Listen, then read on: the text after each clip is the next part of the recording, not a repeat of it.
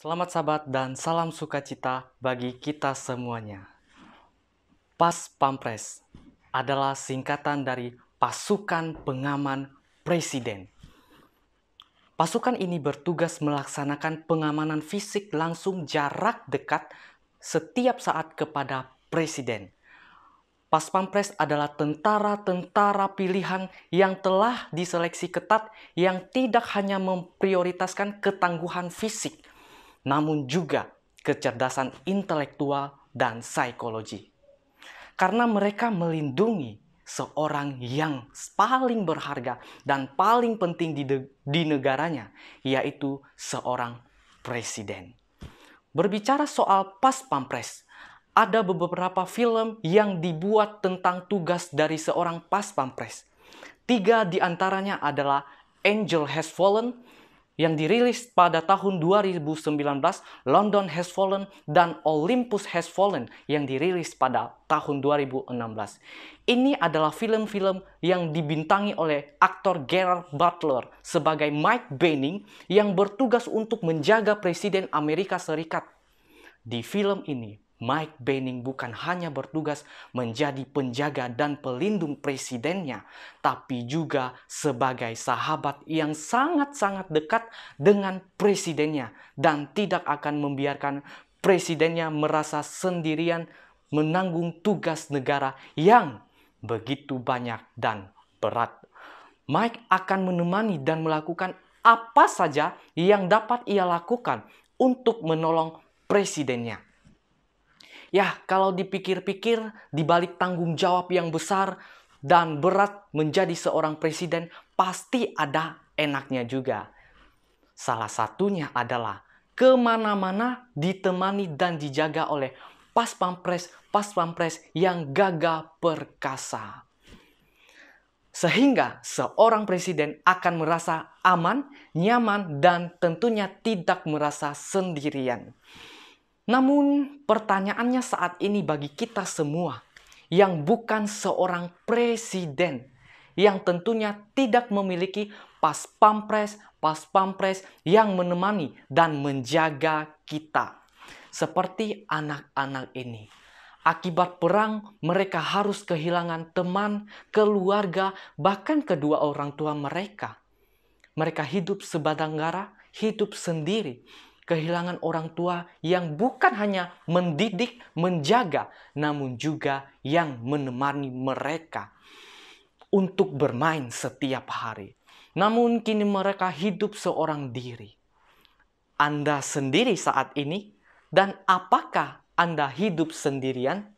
Judul firman Tuhan saat ini adalah Aku Tidak Sendiri. Dapatkah kita hidup sendiri? Manusia adalah makhluk sosial. Makhluk sosial adalah makhluk yang di dalam hidupnya tidak bisa melepaskan diri dari pengaruh orang lain. Makhluk sosial adalah makhluk berkelompok yang tidak mampu hidup menyendiri. Makhluk sosial merupakan zoopolitikon, yang berarti manusia itu dikodratkan untuk hidup bermasyarakat dan berinteraksi satu dengan yang lain. Jauh sebelum manusia mengatakan bahwa manusia tidak mampu hidup sendiri, Alkitab telah mengatakan hal tersebut dalam Kejadian 2 ayat yang ke-18.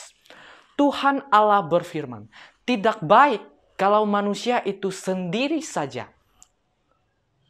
Aku akan menjadikan penolong baginya yang sepadan dengan dia.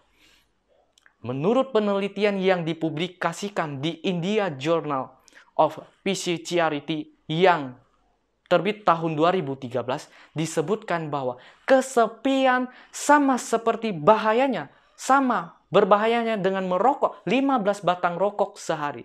Dalam penelitian tersebut, dilaporkan bahwa orang-orang kesepian beresiko 50% lebih tinggi untuk mengalami kematian dini bila dibandingkan dengan seorang yang memiliki hubungan sosial yang baik. Hasil riset lainnya yang dilakukan oleh Brigham Young University di Amerika Serikat juga mendukung hal yang sama. pada riset tersebut dilaporkan bahwa kesepian dapat meningkatkan resiko kematian lebih cepat. Pada studi yang melibatkan hampir 3,4 juta partisipan tersebut dilaporkan bahwa kesepian atau menarik diri dari lingkungan sosial dapat meningkatkan resiko kematian dini hingga 30%. Ada 5 dampak negatif ketika kita menyendiri. Yang pertama adalah masalah hidup. Akan semakin banyak menyendiri bukan menjadi solusi terbaik untuk menjauh dari masalah. Justru akan membuat masalah bertambah dan sampai kita tidak dapat mengendalikannya. Rasa terbeban, pasrah, marah akan kita alami dan terakhirnya memutuskan untuk menyendiri. Kedua, banyak orang yang akan menjauh dari kehidupan kita. Yang tadinya banyak orang peduli dan mau membantu kita. Tapi kita menolak dan menyendiri. Dan ketika kita kembali pada mereka, tidak ada satupun yang memberi perhatian kepada kita. Yang ketiga, dampak negatifnya adalah mendapatkan ketenangan yang bersifat sementara. Menyendiri dalam waktu lama hanyalah memberi ketenangan yang bersifat sementara. Tenang, tapi masalah masih belum terselesaikan. Membuat beban pikiran akan bertambah, bukan selesai. Hal yang keempat adalah hidup dipenuhi dengan rasa cemas dan sedih. Menyendiri dalam waktu lama hanya membuat rasa cemas dan sedih tidak kunjung berhenti. Kita akan merasa bahwa diri tidak dapat bahagia, sehingga rasa cemas dan sedih mendominasi dalam diri. Sadarlah bahwa kita butuh orang lain. Dampak negatif yang terakhir adalah stres dan depresi. Cenderung lebih mudah terkena stres dan sulit untuk mengobatinya. Pada tahap ini, kita akan berhenti melakukan aktivitas dan menyendiri dalam waktu yang sangat lama. Suka menyendiri hanya membuat masa depan kita tidak terarah. World Health Organization atau Badan Kesehatan Dunia menunjukkan ada 800.000 orang di dunia meninggal dunia karena bunuh diri setiap tahunnya. Dengan kata lain, 1 orang meninggal dunia karena bunuh diri setiap 40 detik secara global. Apa masih mau sendiri? Setidaknya kalau kita ada teman, pas mau bunuh diri, dia bisa cegah, bayar dulu utangmu. Jangan pernah berpikir bahwa menyendiri akan lebih baik. Karena manusia tercipta menjadi makhluk yang membutuhkan satu dengan yang lainnya. Pengkhotbah 4 ayat 9-12. Berdua lebih menguntungkan daripada seorang diri. Kalau mereka bekerja, hasilnya akan lebih baik. Kalau yang seorang jatuh, yang lain dapat menolongnya. Tetapi kalau seorang jatuh, padahal ia sendirian, celakalah dia, karena tidak ada yang dapat menolongnya. Pada malam yang dingin, 2 orang yang tidur berdampingan dapat saling menghangatkan. 2 orang yang berpergian bersama dan dapat menangkis serangan, tapi seorang yang sendirian mudah dikalahkan. 3 utas tali yang dijalin menjadi satu sulit diputuskan. Artinya, kita memang butuh orang lain dalam hidup kita. Seorang istri membutuhkan seorang suami yang dapat menemaninya. Begitu juga sebaliknya, seorang suami membutuhkan istri untuk menemaninya agar tidak merasa sendiri. Setiap pasangan suami istri membutuhkan anak-anak dalam hidup mereka yang akan mewarnai hidup mereka, sehingga mereka tidak merasa sendiri. Sebaliknya juga, seorang anak membutuhkan orang tua yang menjaga, melindungi, dan juga pastinya menemani anaknya agar kita sebagai seorang anak tidak merasa sendiri dalam menjalani hari-hari ini. Kita juga membutuhkan teman ataupun sahabat dalam kehidupan kita. Ya, yang akan menghilangkan rasa kesendirian dalam kehidupan kita dan juga akan menolong kita. Contoh sebuah perusahaan, kita sendiri direksinya, direktur utama, kita sendiri direktur utamanya, direktur keuangannya, direktur manajernya, kita sendiri administrasinya. Apakah bisa?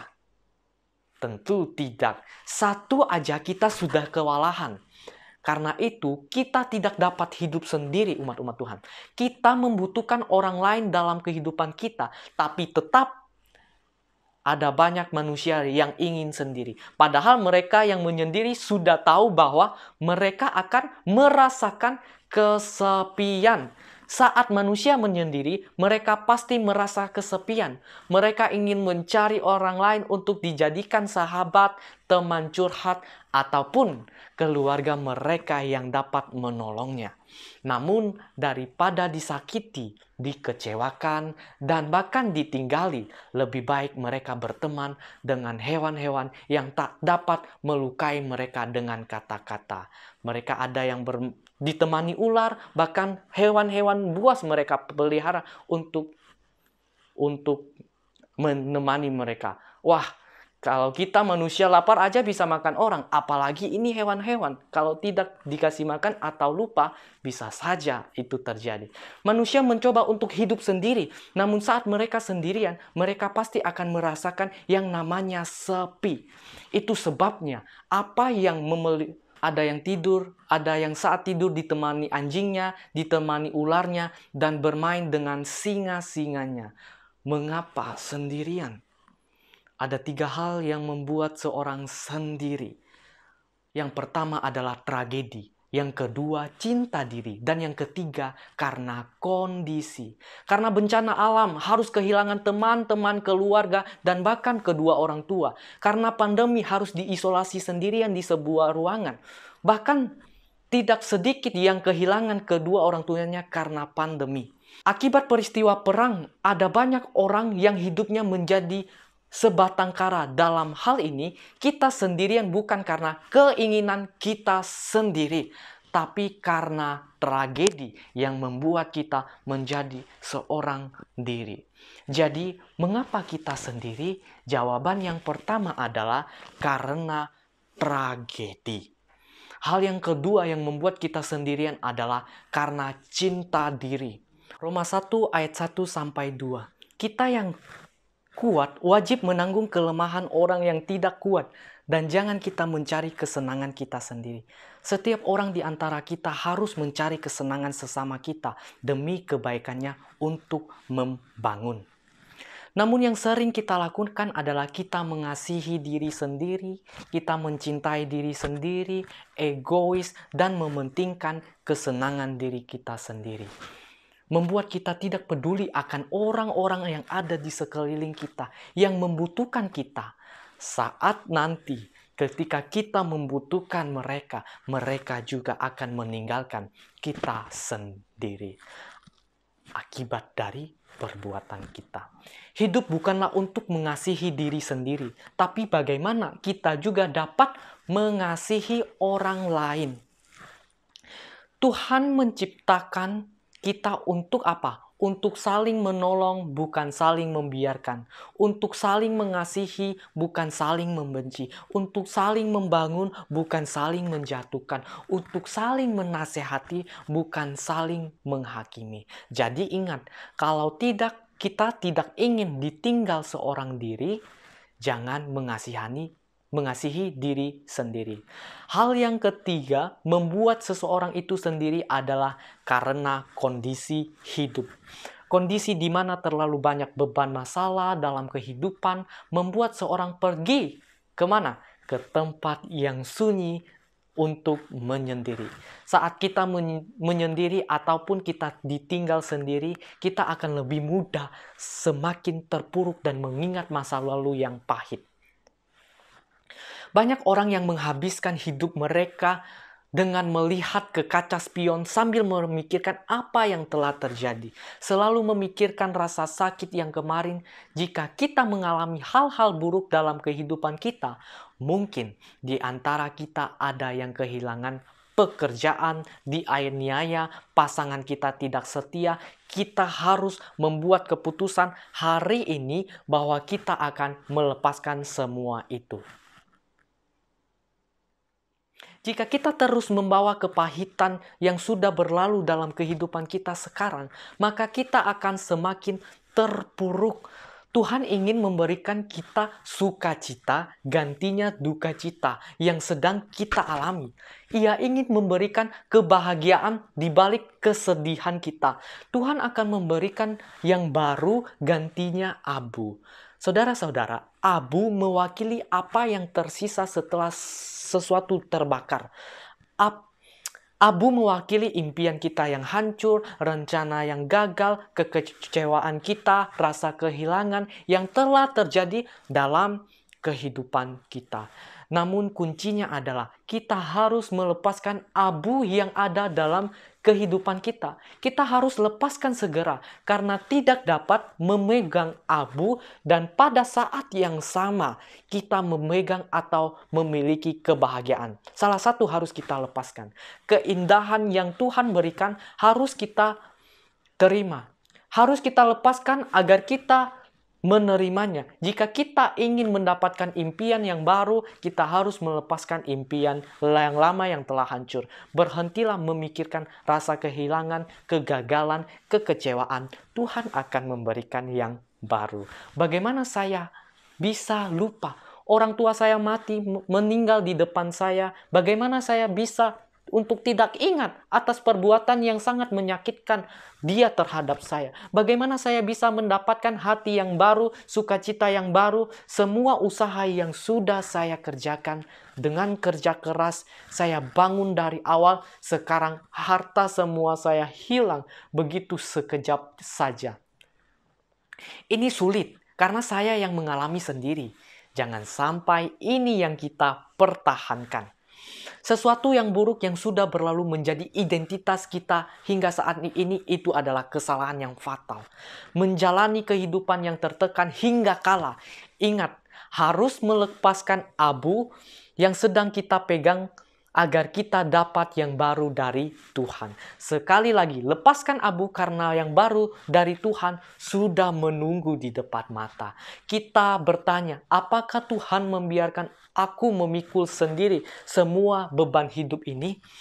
Ketika kita terus duduk mengasihani diri sendiri, mengeluh tentang betapa tidak adilnya hidup ini, kenapa ini terjadi, kenapa dan kenapa, gantinya bertanya kenapa, kita harus tanyakan, apakah saya ingin benar-benar sembuh? Tanyakan, apakah ini akan membuat saya semakin baik atau justru semakin buruk? Tanyakan, apakah Tuhan membiarkan aku sendirian menghadapi semua ini? Apakah Tuhan meninggalkan aku sama seperti sahabatku, temanku, keluarga, bahkan orang tua terdekatku meninggalkan aku sendiri karena kesalahan yang aku buat? Karena aku tak memiliki apa-apa lagi untuk membahagiakan mereka. Apakah benar Tuhan membiarkan kita seorang diri? Mari kita lihat beberapa contoh di dalam Alkitab. Ketika mereka seorang diri, apakah Tuhan membiarkan mereka sendiri? Kita cek faktanya di dalam Alkitab. Tokoh yang pertama adalah Yakub.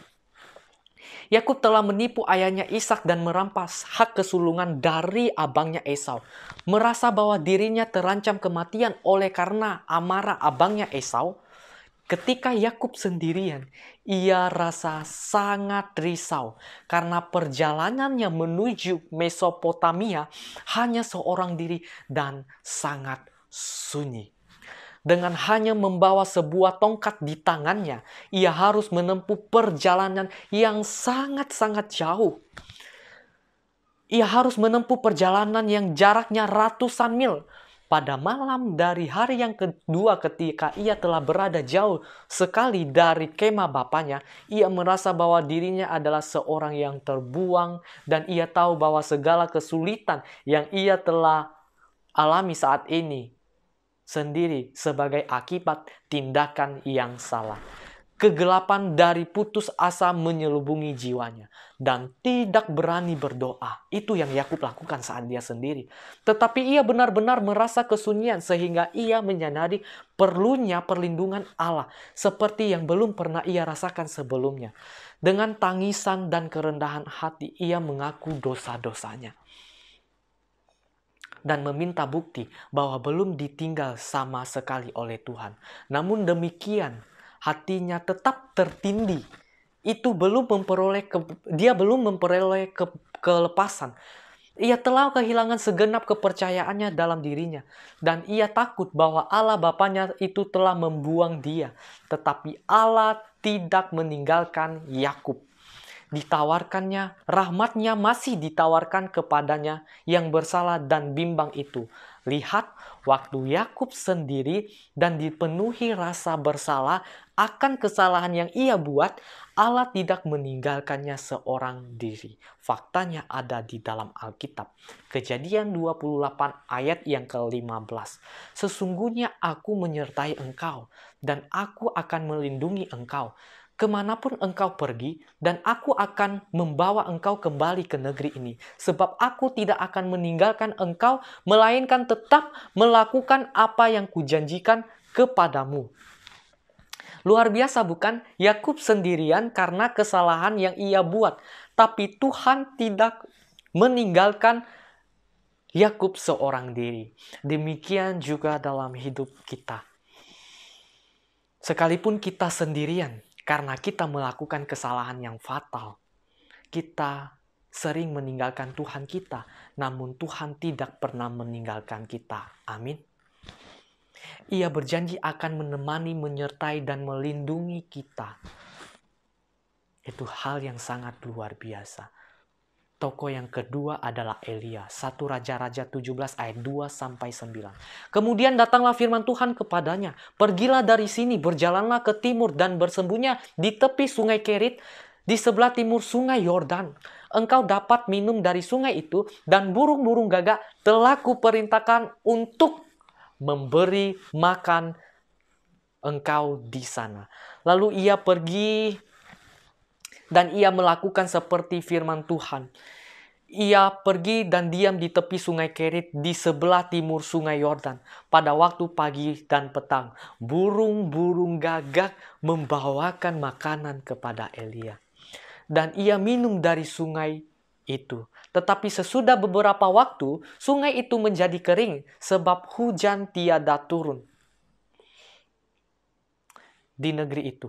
Maka datanglah firman Tuhan kepada Elia, bersiaplah, pergi ke Sarfat yang termasuk wilayah Sidon, dan diamlah di sana. Ketahuilah akulah Tuhan Allah yang memerintahkan seorang janda untuk memberikan engkau makan. Ini adalah kisah di mana Elia diutus Tuhan untuk memberikan amaran kepada Raja Israel, yaitu Raja Ahab, dan juga seluruh bangsa Israel bahwa hujan tidak akan turun sebagai hukuman akibat ketidaktaatan mereka terhadap perintah Tuhan. Mereka tidak taat. Bukannya berbalik dari perbuatan mereka yang melawan Tuhan. Justru setelah hujan benar-benar tidak turun, Raja Ahab mencari Elia untuk dibunuh. Tuhan menyuruh Elia bersembunyi di tepi sungai Kerit. Setelah di tepi sungai Kerit, apakah Elia dibiarkan sendirian? Tentu tidak. Bahkan Tuhan menyediakan makanan melalui burung-burung gagak yang akan mengantarkan makanan Elia. Dan ia dapat minum dari sungai Kerit. Setelah beberapa waktu, sungai itu kering. Tuhan suruh Elia ke Sarfat, dan di sana Tuhan juga sediakan makanan dan minuman melalui seorang perempuan janda. Makanan dan minuman adalah kebutuhan setiap manusia untuk melanjutkan hidupnya. Tuhan tahu bahwa Elia membutuhkan makanan dan minuman ketika ia sendiri dalam kesusahannya. Tuhan tidak membiarkan Elia sendiri mati kelaparan. Begitu juga dengan kita. Tuhan tahu apa yang kita butuhkan saat kita sendirian dengan kesusahan kita. Namun, Ada hal-hal yang harus kita lakukan, sama seperti apa yang Elia telah lakukan, sehingga ia tidak dibiarkan sendirian saat susah. Tipsnya adalah Elia percaya dan menurut kepada Tuhan. Ketika Tuhan suruh bersembunyi di tepi sungai Kerit, Elia lakukan? Ya, Elia lakukan. Ketika Tuhan suruh pergi ke Sarfat menemui seorang perempuan janda, Elia pergi? Ya, Elia juga pergi. Sesuai dengan apa yang Tuhan katakan, Elia melakukannya. Apakah ia akan mendapatkan apa yang Tuhan berikan saat ia sendiri? Jika ia tidak menurut dan percaya, tentu tidak. Hal yang sama yang harus kita lakukan saat kita sendiri dalam kesusahan adalah menurut dan percaya bahwa Tuhan yang akan menolong dan memberikan solusi kepada kita sama seperti ia telah menolong Elia saat Elia sendiri. Tuhan menggunakan burung gagak dan seorang perempuan janda untuk membawakan makanan kepada Elia. Dan Elia menerimanya. Saat kita sendiri, Tuhan juga menggunakan orang-orang lain untuk membawakan makanan berupa doa, support, bantuan, menemani kita. Tapi masalahnya adalah kita sering menolaknya. Tokoh yang ketiga di dalam Alkitab adalah Ayub. Saudara-saudara tahu apa masalah yang sedang dihadapi Ayub? Ya, dia kehilangan harta, kehilangan anak-anaknya, dan juga kesehatannya. Berapa banyak harta yang hilang? Alkitab mencatat dalam Ayub pasal 1 dan 2, Ayub kehilangan 7.000 ekor domba, 3.000 ekor unta, 500 pasang lembu. Ia kehilangan ketujuh anak laki-laki dan ketiga anak perempuannya. Dan Ayub menderita penyakit bara. Seandainya kita posisi Ayub, apakah yang akan kita lakukan? Secara kacamata dunia, pasti kita akan stres, lalu depresi, bunuh diri. Jalankan kehilangan 7.000 ekor domba. Kehilangan HP kita aja yang iPhone 13 Pro Max yang harganya 18 juta, kita akan sudah stres sekali. Jalankan kehilangan semua anak kita. Satu aja anak kita yang meninggal, pasti kita akan sedih sekali. Ayub kehilangan 3 hal yang sangat penting dalam kehidupan manusia. Kesehatan anak-anak dan harta. Apakah Tuhan membiarkan Ayub sendirian pada saat itu? Pada saat dia mengalami kesusahan yang sangat berat, Ayub 42 ayat 10 berbunyi. Lalu Tuhan memulihkan keadaan Ayub setelah ia meminta doa untuk sahabat-sahabatnya. Dan Tuhan memberikan kepada Ayub 2 kali lipat dari segala kepunyaannya dahulu. Ayat ini jelas menyatakan bahwa Ayub tidak ditinggal sendirian. Setelah Ayub kehilangan semuanya, dan seandainya ia terus memikirkan hal-hal yang sangat buruk telah terjadi padanya, tentulah ia akan bunuh diri. Tapi pasti saat itu Ayub ingat akan pimpinan Tuhan di masa lalu. Ia percaya kepada kebaikan Tuhan di masa lalu. 1 Tawarik 16 ayat 12. Ingatlah perbuatan-perbuatan ajaib yang dilakukannya, mujizat-mujizatnya, dan penghukuman-penghukuman yang diucapkannya. Ayub saat sendirian, dengan segala penderitaan yang ia mengingat kebaikan Allah yang lalu. Demikian juga apa yang harus kita lakukan saat kita sendirian. Jangan lupakan kebaikan Tuhan di masa lalu, karena itu yang meyakinkan kita bahwa Tuhan yang sama yang akan memberikan pemulihan kepada kita. Masalahnya adalah saat ini kita lebih sering mengingat masa lalu yang buruk dan berfokus pada masalah saat ini yang kita hadapi sampai membuat kita lupa akan kebaikan Tuhan di masa lalu dan juga sekarang. Secara logika manusia tidak mungkin Ayub bertahan.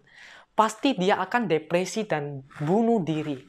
Tapi kita yakin bahwa Ayub waktu sendirian mengalami semua ini, ia pasti percaya bahwa Allah menemaninya dan sanggup memulihkan masalahnya.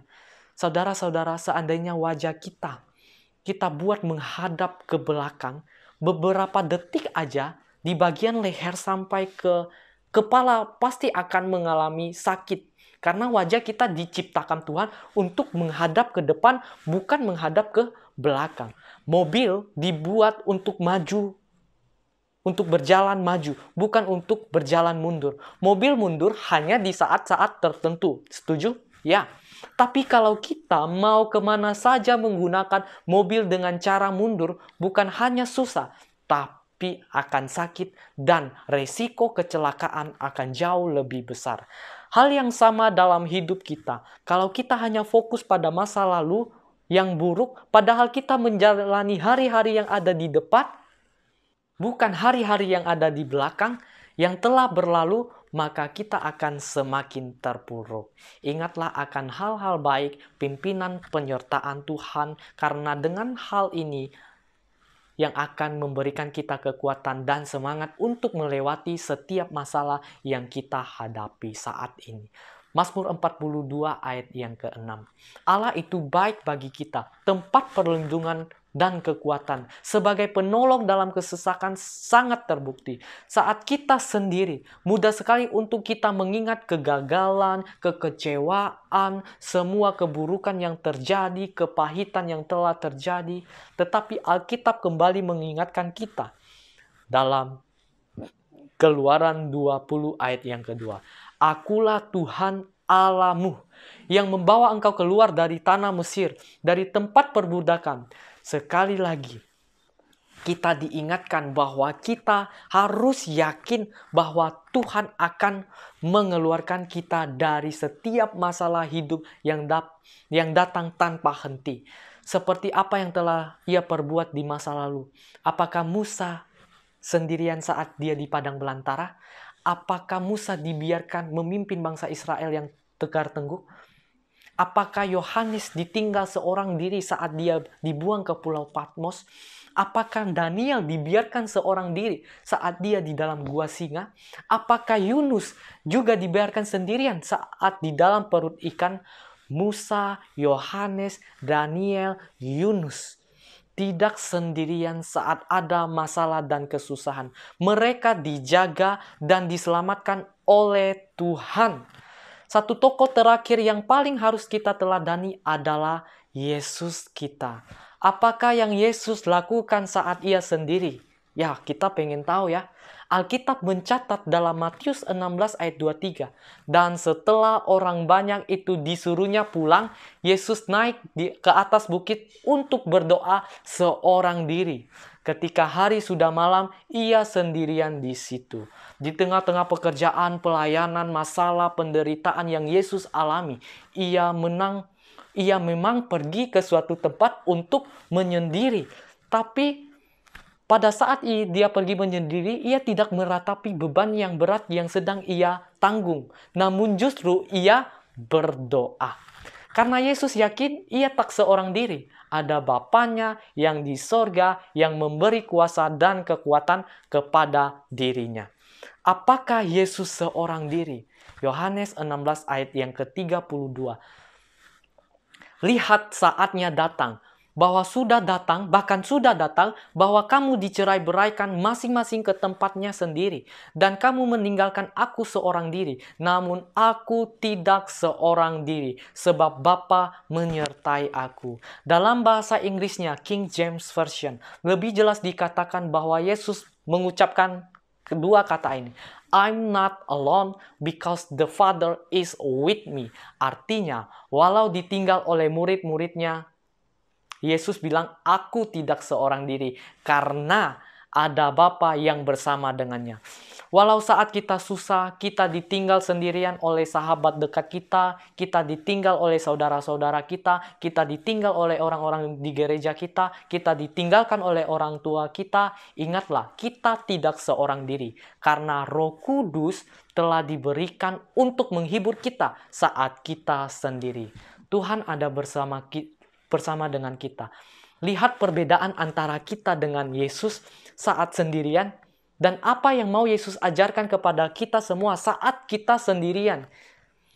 Saat kita sendirian, kita berpikir mundur. Namun Yesus berpikir maju. Saat kita sendirian, kita merasa terpuruk. Namun saat Yesus sendirian, ia yakin ia harus bangkit. Saat kita sendirian, kita ingat masa lalu. Namun Yesus saat dia sendirian, ia ingat pimpinan Bapanya di masa lalu. Saat kita sendiri, kita menangis. Tapi saat Yesus sendiri, ia berdoa. Saat kita sendiri, kita simpan terus pengalaman yang buruk. Namun Yesus bilang harus dihapuskan, jangan diingat-ingat. Kita merasa sendiri, namun Yesus bilang ada Bapa yang menemani.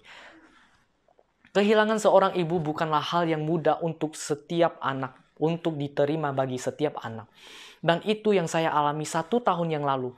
Ibu saya meninggal secara tiba-tiba.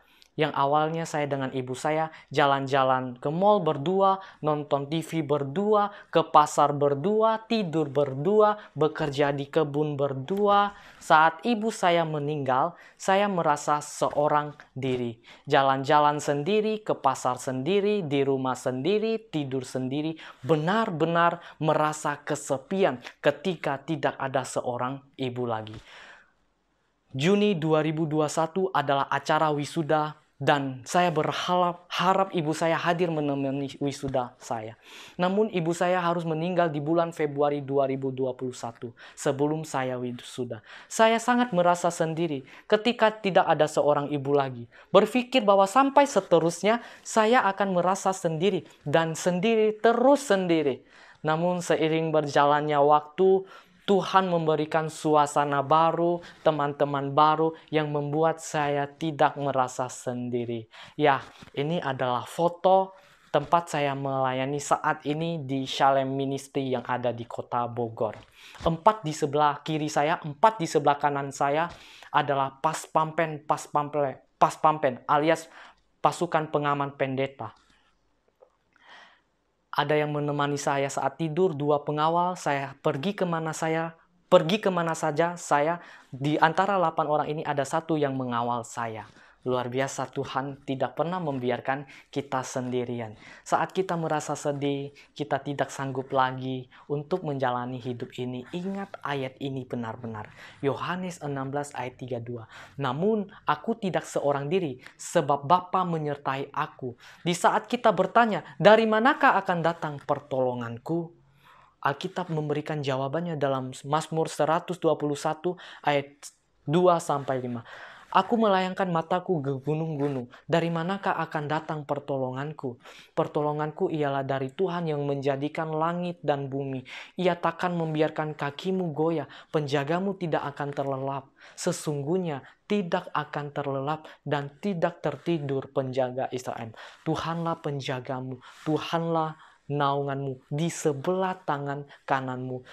Ataupun ada 3 hal yang harus kita mulai ingat sejak saat ini. Yang pertama adalah jika tidak ingin ditinggal sendiri, jangan hidup hanya untuk mengasihi diri sendiri.